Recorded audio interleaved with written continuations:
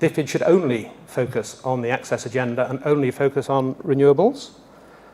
I don't think we do look at it in that way. I think we see the renewables agenda and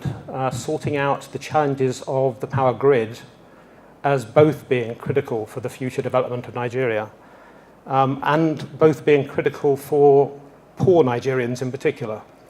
And I think the reason for that is that I personally at least would say that getting the grid to work effectively for businesses in Nigeria is absolutely central to the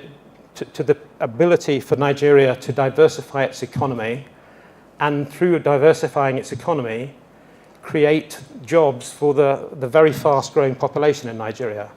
And I think that renewables have a part to play in developing the grid, as the Permanent Secretary mentioned, and we fully support that.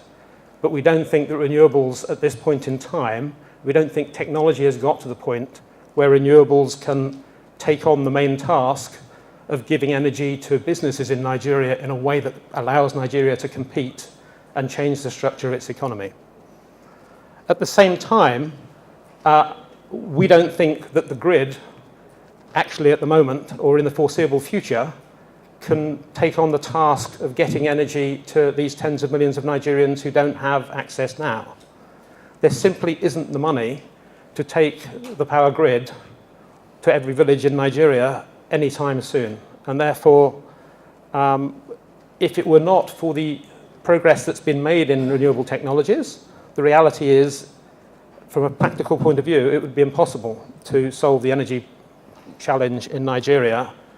in anything less than a period of decades, I would say. What I would also say, though, is that although renewable technologies have come to the point where it is now feasible and economically feasible to take access to very many people who the grid cannot reach, just as there's not enough money to expand the grid, we don't actually think there's enough money between government and all of the development partners to provide renewables to tens of millions of people, which is why DFID's approach to this market is focused on supporting the private sector largely to expand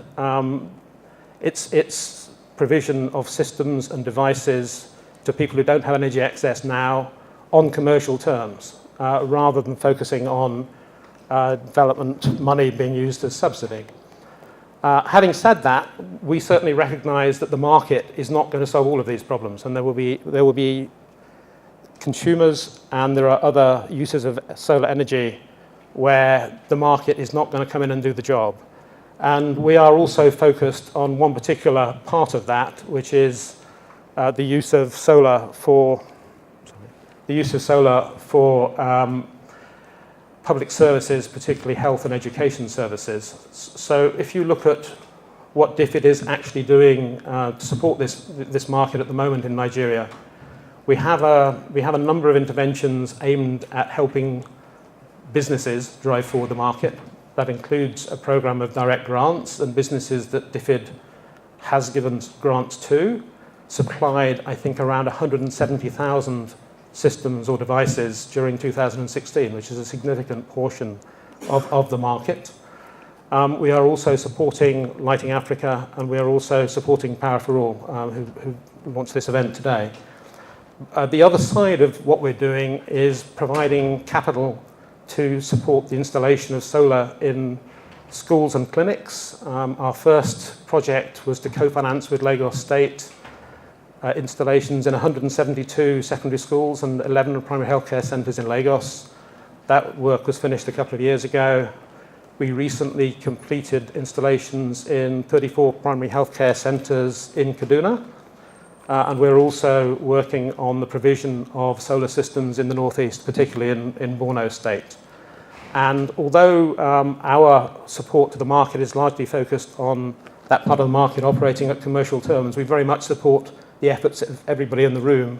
who has other models and are trying to take energy to people who are off the grid through various models and various approaches.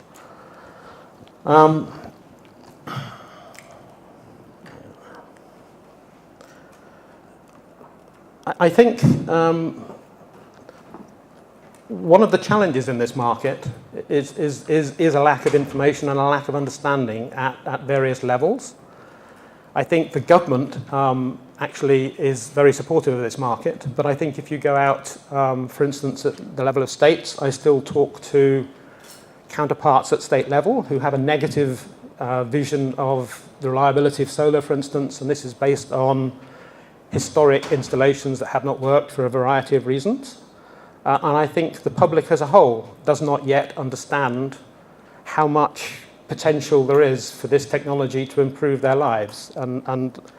how many of them can access this technology at prices that they can afford. And I think, therefore, that the initiative, the call for action, and the role of Power for All is potentially very useful, because